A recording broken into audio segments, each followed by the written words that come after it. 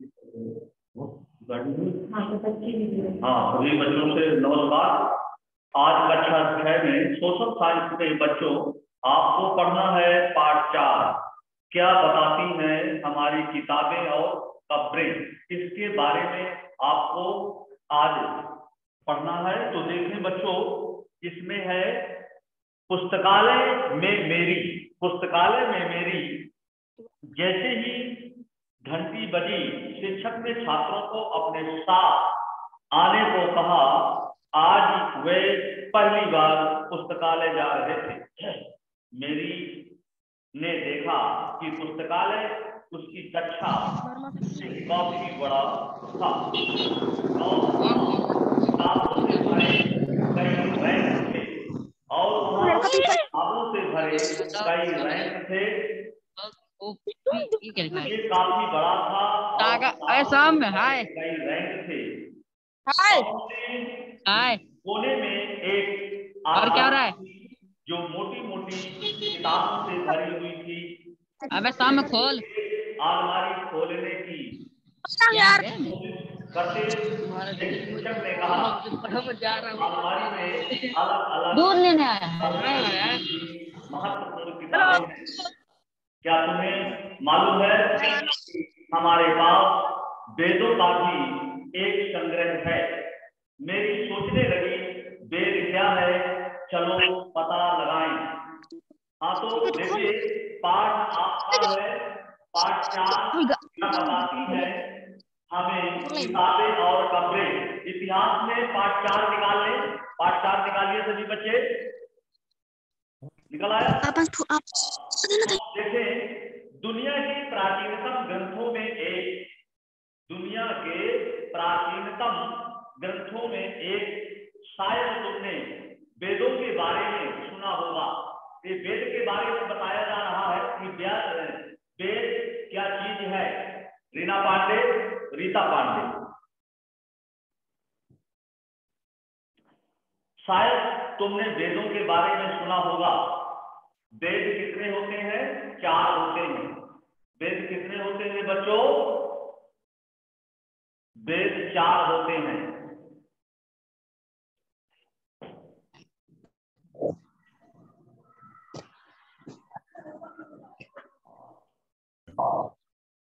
रीता पांडे, किताब खोल लिया, सीधे बैठे। हाँ, तो yes, बेटा, इसमें वेदों के बारे में आज बताना है। वेद कितने होते हैं? वेद होते हैं 4। कितने होते हैं? 4 होते हैं। Somdev yes sir. सीधे। हाँ, तो वेदों के बारे में बताया गया। वेद कितने होते हैं? 4 वेद होते हैं। वेदों की संख्या बताई गई। वेद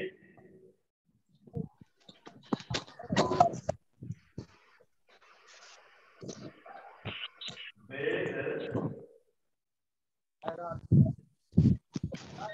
4 वेद होते हैं।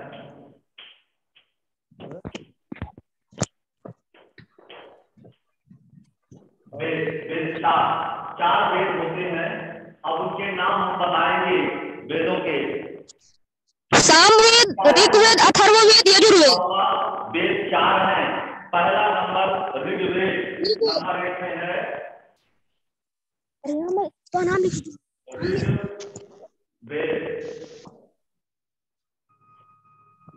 पहला नंबर आपका कौन सा वेद हुआ? ऋग। तो ऋग्वेद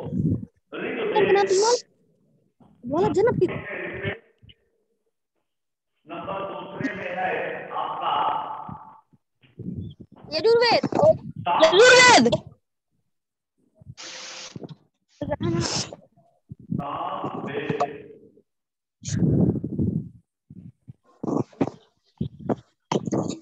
तीसरे नंबर पे आपका वेद होगा यजुर्वेद।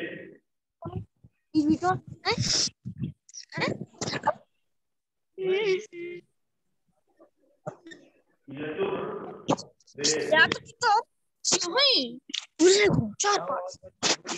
हाँ, क्या यजुर्वेद तथा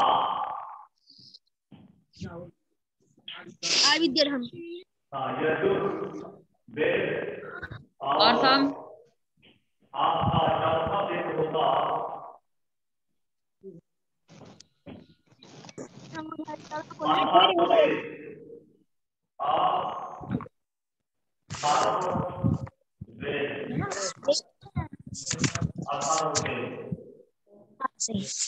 ये वेद ध्यान रखिएगा, आपके वेद 4 हुए। पहला ऋग्वेद, दूसरा सामवेद, तीसरा यजुर्वेद और चौथा आपका है अथर्ववेद। ये आपके 4 पाठ में लिखा है। क्या बनाती किताब है सामवेद, यजुर्वेद तथा अथर्ववेद। अब प्रश्न ये आता है,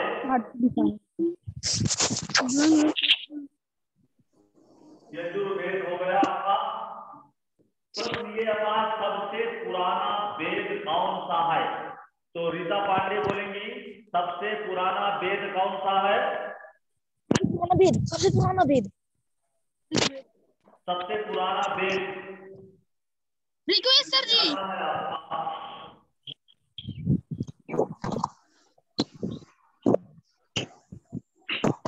सबसे पुराना वेद, सबसे पुराना वेद कौन होगा? वेद सबसे पुराना वेद आपका क्या है? ऋग्वेद। ऋग्वेद सही है। सबसे पुराना वेद आपका हो गया ऋग्वेद। ऋग्वेद जिसकी रचना लगभग, अब इसकी रचना कब हुई?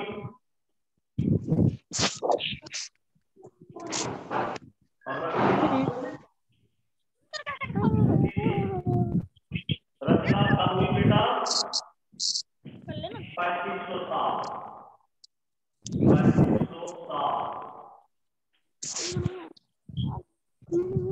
हाँ, ऋग्वेद सबसे पुराना है। इसकी रचना कितने सालों बाद हुई थी? 3500 साल हो गए। जिसकी रचना किए 3500 साल पहले, 3500 साल पहले हुई।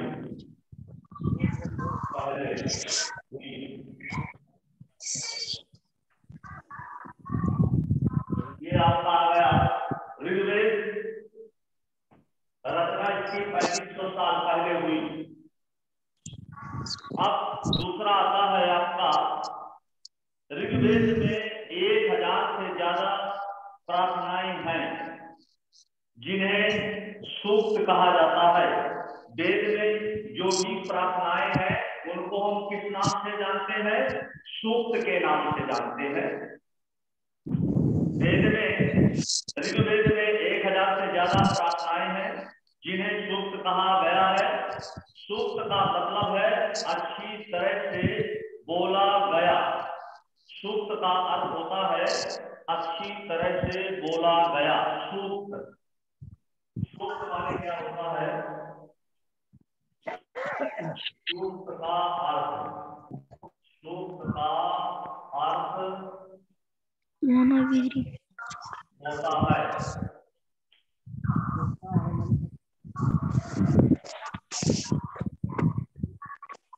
सूक्त का अर्थ होता है। सूक्त का अर्थ होने का मतलब क्या हुआ बच्चों? सूक्त का अर्थ होता है अच्छी तरह से बोला गया। बोला गया। अच्छी तरह से सोमदेव बोला। आँख से तो निकाल लेगा यार, कोरोना नहीं है इतना ज्यादा। तो ज्यादा बकवास न कर, चुपचाप रह। सूक्त का अर्थ होता है अच्छी तरह से बोला गया, अर्थात शुद्ध बोलने को हम क्या बोलते हैं, सूक्त का अर्थ होता है सूक्त। शुद्ध बोलने का अर्थ होता है सूक्त, अर्थात सूक्त को हम उस शब्दावली से परिचित हैं कि शुद्ध अगर हम बोलेंगे तो उसको वेद में कहा जाता था सूक्त। अच्छी तरह से बोला गया। ये विभिन्न देवी देवताओं की स्तुति में रचे गए हैं। इनमें से 3 देवता महत्वपूर्ण हैं। अब इनमें ऋग्वेद में 3 देवता महत्वपूर्ण हैं, तो महत्वपूर्ण देवता के नाम बताइए जिन्हें सूक्त कहा गया है। सूक्त का मतलब है अच्छी तरह से बोला गया। ये विभिन्न देवी देवताओं की स्तुति में रचे गए हैं। इसमें से 3 देवता बहुत महत्वपूर्ण है। 3 देवता नहीं आए क्या? नहीं आए क्या?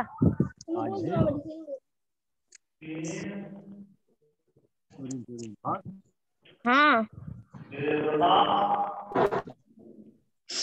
महत्वपूर्ण है। 3 देवता महत्वपूर्ण कौन है? हाँ कौन है? 3 देवता महत्वपूर्ण कौन है? उन देवताओं के नाम आपको बताना है। मैं भी नहीं देखा हूँ, मैं भी नहीं देख। चले गए कहाँ? वहाँ चले गए। 3 देवता महत्वपूर्ण अग्नि, इंद्र और सोम। नंबर 1 में अग्नि,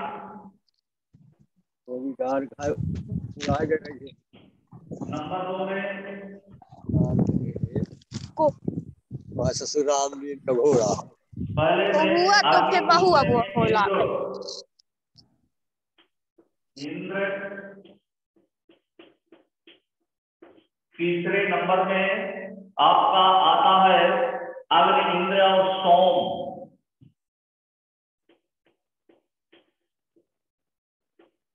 सोम ये सभी देवताओं से इसमें ऋग्वेद में बताया गया ये 3 महत्वपूर्ण देवता हैं। अग्नि, इंद्र, सोम ये ऋग्वेद में सबसे पुराने वेद में सबसे महत्वपूर्ण देवता हैं। हाँ, अग्नि, इंद्र और सोम। अग्नि आग के देवता, इंद्र युद्ध के देवता और सोम एक पौधा है। सोम क्या होता है? एक पौधा है। तो बेटा इसमें बताया गया अग्नि, इंद्र और सोम ये महत्वपूर्ण देवता है। इनमें से इंद्र अग्नि आग के देवता, इंद्र युद्ध के देवता। इंद्र किसके देवता है? युद्ध के देवता कौन होते हैं? इंद्र। युद्ध के इंद्र। देवता कौन होते हैं? इसमें इंद्र। अग्नि देवता हो गया, इंद्र युद्ध के देवता हो गए और सोम एक पौधा है। एक पौधा होता है। तो पौधे के भी सोम एक पौधा है जिससे एक खास पेय बनाया जाता था। वैदिक प्रार्थनाओं की रचना ऋषियों ने की थी।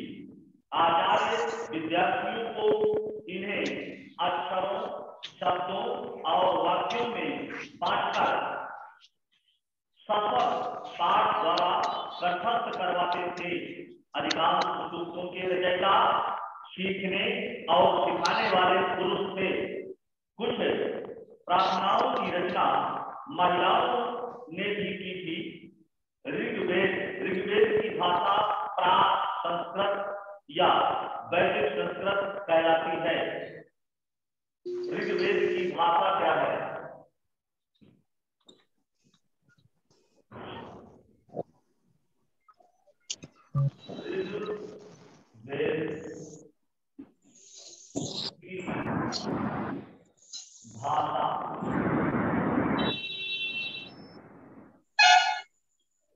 ऋग्वेद की भाषा क्या है? ये प्रश्न है बेटा। ऋग्वेद की भाषा क्या है? ऋग्वेद की भाषा वैदिक संस्कृत कहलाती है। ऋग्वेद की भाषा प्राक संस्कृत, प्राक, ये प्राक संस्कृत,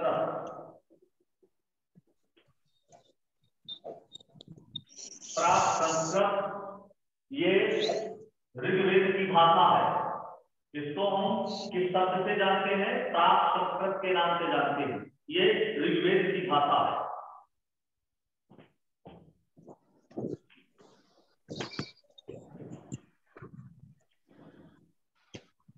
हम जिन किताबों को पढ़ते हैं,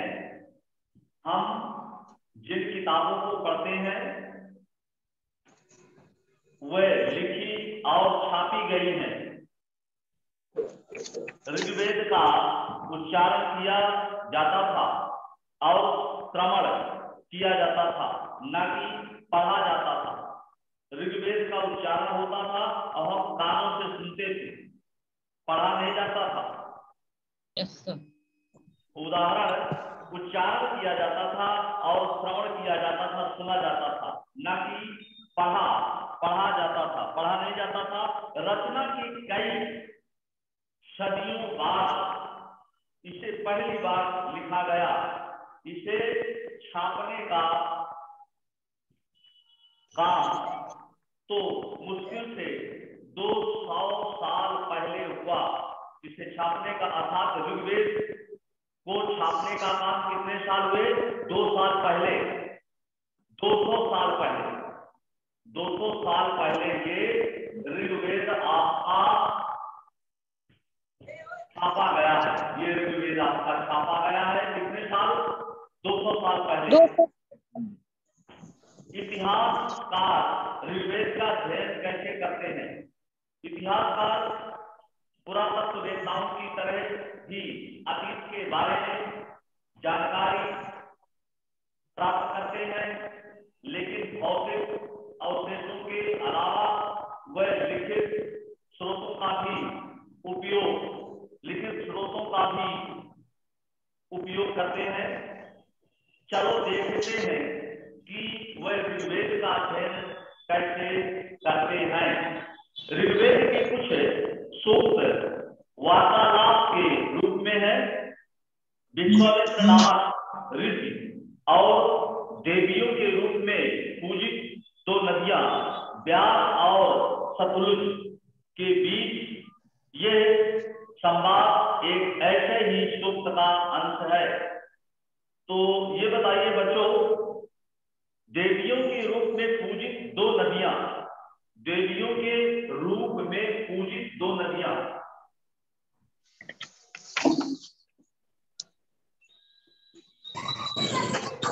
देवियों के रूप में पूजित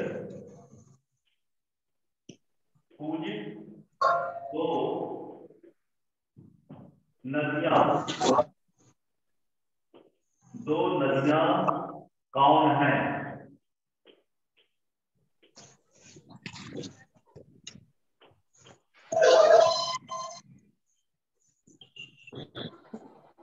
देवियों के रूप में पूजित 2 नदियां कौन है?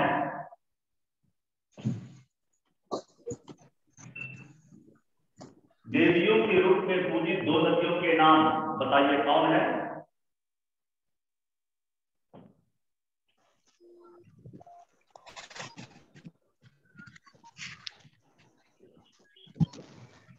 कौन है उत्तर में?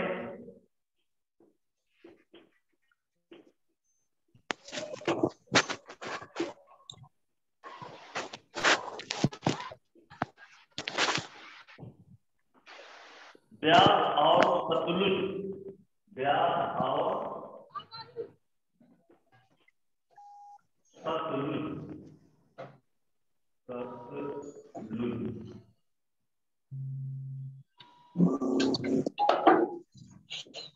ये है देवियों के रूप में पूजित 2 नदियां कौन सी है?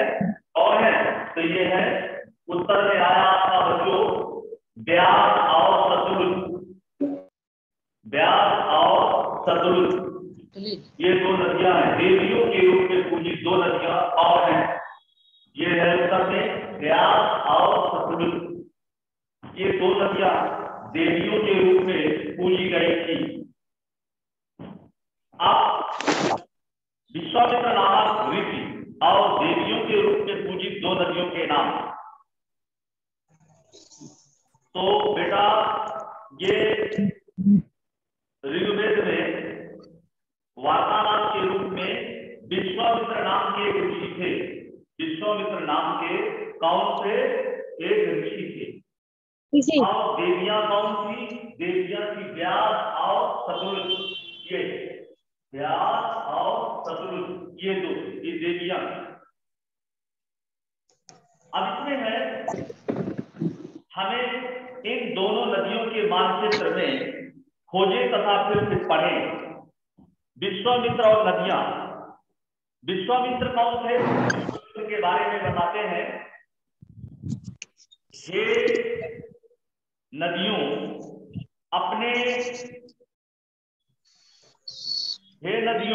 अपने बछड़ों को चाटती हुई तो दमकती गायों की तरह दो फुर्तीले घोड़ों की चाल से पहाड़ों में नीचे आओ। इंद्र द्वारा दी हुई शक्ति से स्फूर्ति तुम रथों की गति से सागर की ओर वो बह रही। तुम जल से परिपूर्ण हो और एक दूसरे से मिल जाना चाहती हो। नदियां जल से परिपूर्ण हम देवताओं के बनाए रास्ते पर चलती हैं। एक बार निकलने पर हमें रोका नहीं जा सकता। ऋषि तुम हमसे प्रार्थना क्यों कर रहे हो? विश्वामित्र बोलते हैं, हे बहनों, मुद्रा गायक की प्रार्थना सुनो। मैं रथों और गाड़ियों से बहुत दूर से आया हूं। कृपा करके अपने जल को हमारे रथों और गाड़ियों की धुरियों के ऊपर ना उठाओ ताकि हम आसानी से उस पार जा सकें। ये विश्वामित्र और नदियों के बीच की वार्तालाप थी। अब आता है मवेशी, घोड़े और रथ। ऋग्वेद में मवेशियों, बच्चों, खासकर पुत्रों और घोड़ों की प्राप्ति के लिए अनेक प्रार्थनाएं हैं। घोड़ों को लड़ाई में रथ खींचने के काम में लाया जाता था। इन लड़ाइयों में मवेशी जीत कर लाए जाते थे। लड़ाइयां वैसे जमीन के लिए भी तो लड़ी जाती थी जहां अच्छे चारागाह हो या जहां पर जैसी जल्दी तैयार हो जाने वाली फसलों को उपजाया जा सकता हो। कुछ लड़ाइयां पानी के स्रोतों और लोगों को बंदी बनाने के लिए भी लड़ी जाती थी। अधिकांश पुरुष इन युद्धों में भाग लेते थे। कोई स्थायी सेना नहीं होती थी, लेकिन लोग सभाओं में मिलते जुलते थे और युद्ध में शांति के विषय में सलाह मशविरा करते थे। वहां ये ऐसे लोगों को अपना सरदार चुनते थे जो बहादुर और कुशल योद्धा हो। लोगों की विशेषता बताने वाले शब्द देखिए। लोगों का वर्गीकरण काम, भाषा, परिवार एवं समुदाय, निवास स्थान या सांस्कृतिक परंपरा के आधार पर किया जाता रहा है। ऋग्वेद में लोगों की विशेषता बताने वाले कुछ शब्दों को देखें। ऐसे तो समूह हैं जिनका वर्गीकरण काम के आधार पर किया गया है। पुरोहित, जिन्हें कभी कभी ब्राह्मण कहा जाता था, तरह तरह के यज्ञ और अनुष्ठान करते थे। दूसरे लोग थे राजा। दूसरे लोग थे कौन? राजा। ये राजा वैसे नहीं थे जिनके बारे में तुम बाद में पढ़ोगे। ये ना तो बड़ी राजधानियां और महलों में रहते थे, न इनके पास सेना थी, न ही ये कर वसूलते थे। प्रायः राजा की मृत्यु के बाद उसका बेटा अपने आप ही शासक नहीं बन जाता था। पिछले संभाग को एक बार फिर पढ़ो और ये पता लगाने की कोशिश करो कि राजा क्या करते थे। जनता या पूरे समुदाय के लिए जो शब्दों का इस्तेमाल होता था, एक था जन, जिसका प्रयोग हिंदी में अन्य भाषाओं में आज भी होता है। दूसरा था विश्व, जिससे वैश्य शब्द निकला है। इस विषय पर तो अध्याय 5 में विस्तार से पढ़ोगे। ऋग्वेद में विश्व और जन के नाम मिलते हैं, इसलिए हमें कुरुजन या विश्व भारत जन या विश्व यश जन या विश्व जैसे कई उल्लेख मिलते हैं। तुम्हें इनमें से कोई नाम जाना पहचाना लगता है? जिन्होंने इन प्रार्थनाओं की रचना की वह कभी कभी खुद को आर्य कहते थे तथा अपने विरोधियों को दास या दस्यु कहते थे। दस्यु वह लोग थे जो यज्ञ नहीं करते थे। दस्यु किसे कहा जाता था? दस्यु के बारे में देखिए।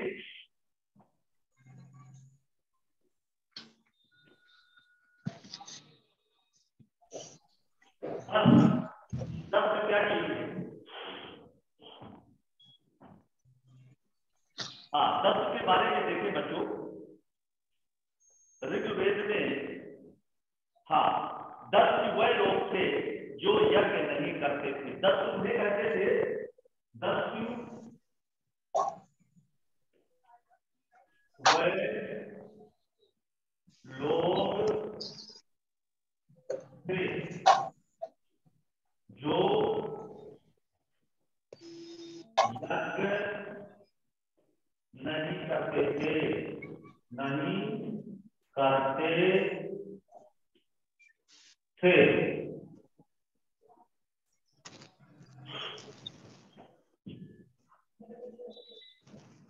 हाँ, दस्यु का नाम ने समझा। दस्यु का होता है, दस्यु वह लोग थे जो यज्ञ नहीं करते थे। ये यज्ञ में शामिल नहीं होते थे।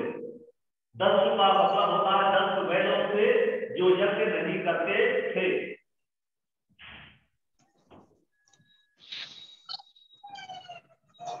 और शायद दूसरी भाषा बोलते थे, जिनकी भी भाषा दूसरी थी। दस्यु वह लोग थे जो यज्ञ नहीं करते थे और उनकी भाषा भी बदली थी और उनकी भाषा भी बदली।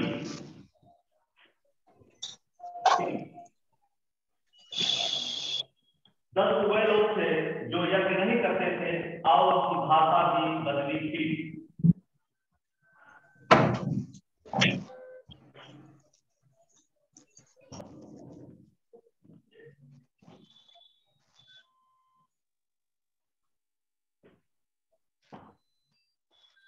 बाद के समय में दास, स्त्रीलिंग दासी शब्द का मतलब गुलाम हो गया है। दास शब्द का अर्थ होता है गुलाम।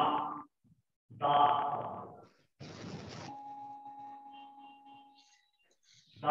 शब्द का अर्थ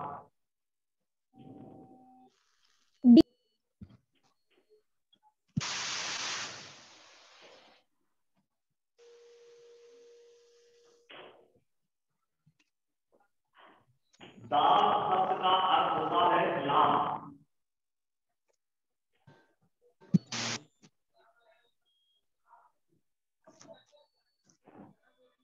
दास शब्द का अर्थ क्या होता है बच्चों? गुलाम।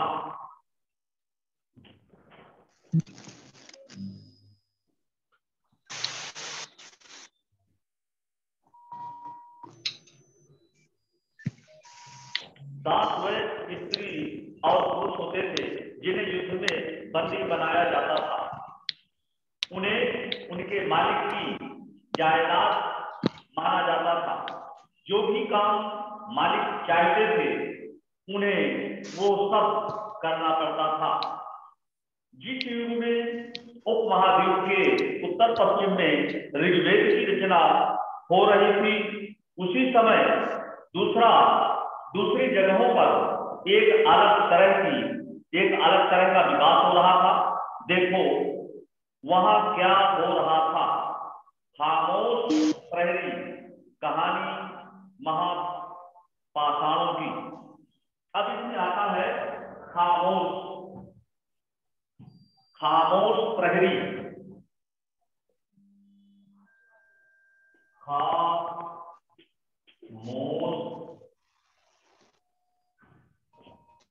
खामोश प्रहरी।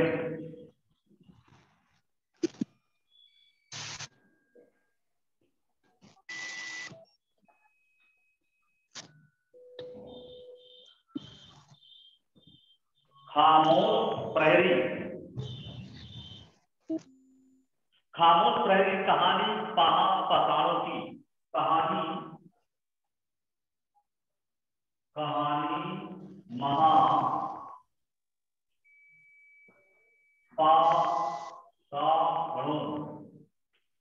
की। महापाषाणों की ये आपका हो गया। इसकी कहानी आगे होगी बच्चों खामोश प्रहरी, कहानी महापाषाणों की। तो खामोश प्रहरी कहानी महापाषाणों की, इसकी बात सुने जरा। ये शिलाखंड महापाषाण नाम से जाने जाते हैं। ये पत्थर दफन करने की जगह पर लोगों द्वारा बड़े करीने से लगाए गए थे। महापाषाण कब्रें बनाने की प्रथा लगभग 3000 साल पहले शुरू हुई। महापाषाण कब्रें बनाने की प्रथा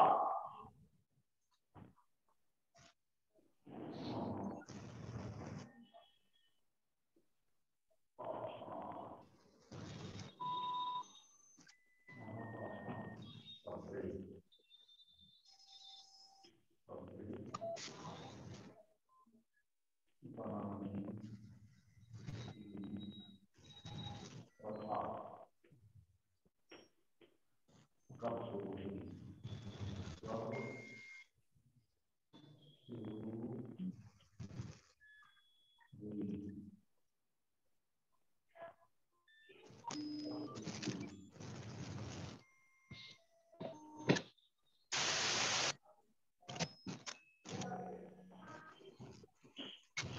ये आता है महापाषाण कब्रें बनाने की प्रथा कब शुरू हुई।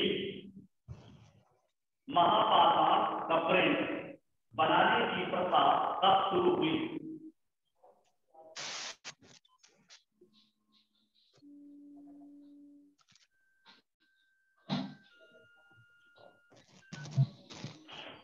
उत्तर में आता है बच्चों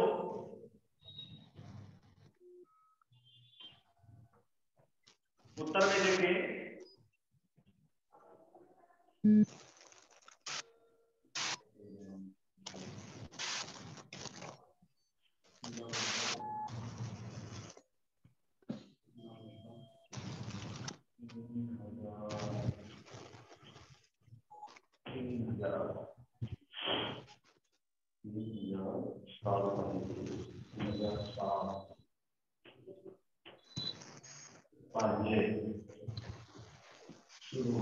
हाँ, इस प्रश्न का जवाब ये है बच्चों, महापाषाण कब्रें बनाने की प्रथा कब शुरू हुई।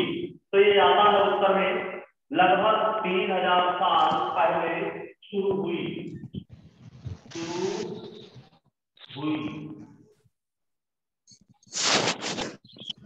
ये आपका उत्तर है। ये लघुत्तरी क्वेश्चन है। लघुत्तरी क्वेश्चनों में एक या दो नंबर के आ सकते हैं, इसलिए महापाषाण कब्रें बनाने की प्रथा कब शुरू हुई। लगभग 3000 साल पहले शुरू हुई। इसको नोट कर लीजिएगा।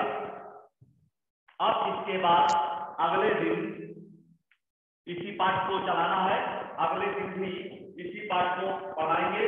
अब ये नोट कर लेना, महापाषाण कपड़े बनाने की प्रथा कब शुरू हुई? लगभग 3000 साल पहले शुरू हुई।